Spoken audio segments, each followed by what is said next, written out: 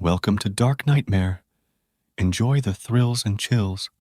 रात की अंधेरी में एक छपी हुई बस्ती के करीब एक पुरानी कब्रिस्तान थी। उस कब्रिस्तान में कदीम कब्रों की सफाई नहीं होती थी और रात की अंधेरी में वहां से सस्कियां और खौफनाक आवाजें सुनाई देती थीं। एक शब एक छोटे शहर की रहने वाली अली ने अपनी दोस्त उमर और असद को साथ लेकर कब्रिस्तान की तरफ चल दिया।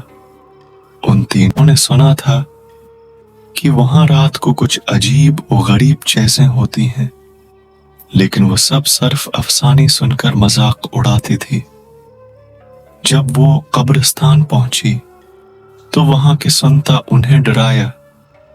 कब्रिस्तान की अंधेरी राहों में चलती हुई उनकी हुआओं में खौफ का इजहार हो रहा था। क्या तुम लोगों ने वो सस्कियां सुनी? अली ने पूछा, जैसे उसकी आवाज भी खौफ से कांप रही हो।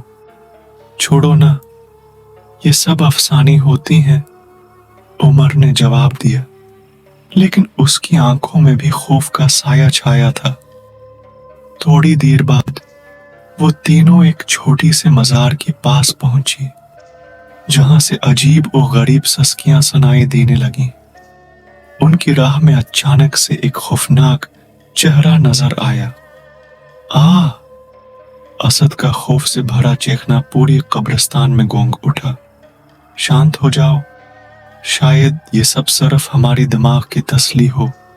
अली ने उन्हें संभाला, लेकिन तभी उनकी आंखों के सामने सब कुछ बदल गया। वो तीनों अंधेरी में पहुंच गई और उनके चारों तरफ सिर्फ खौफ और अंधेरा ही था। उन तीनों ने मेहनत की कि रास्ता ढूंढ सके, लेकिन हर जगह सिर्फ अंधेरा ही अंधेरा था। उनकी आवाजें भी कहीं तक टिकरा रही थी। ये हम कहां पहुंच गई हैं? उमर ने पूछा। उसकी आवाज में खौफ छुपा हुआ था। कोई तो हमें बचा लो। असद की आवाज में भी खौफ था। बस फिर वो तीनों ने सुना एक खौफनाक आवाज, तुम लोग यहां क्यों आई हो?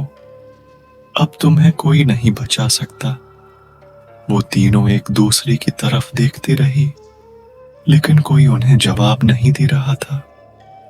क्या वो कभी अपने घर लौट पाएंगे या कब्रिस्तान की अंधेरी उन्हें अपनी गिरफ्त में ले लिया है?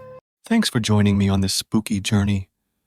Don't forget to like, share, and subscribe for more horror content.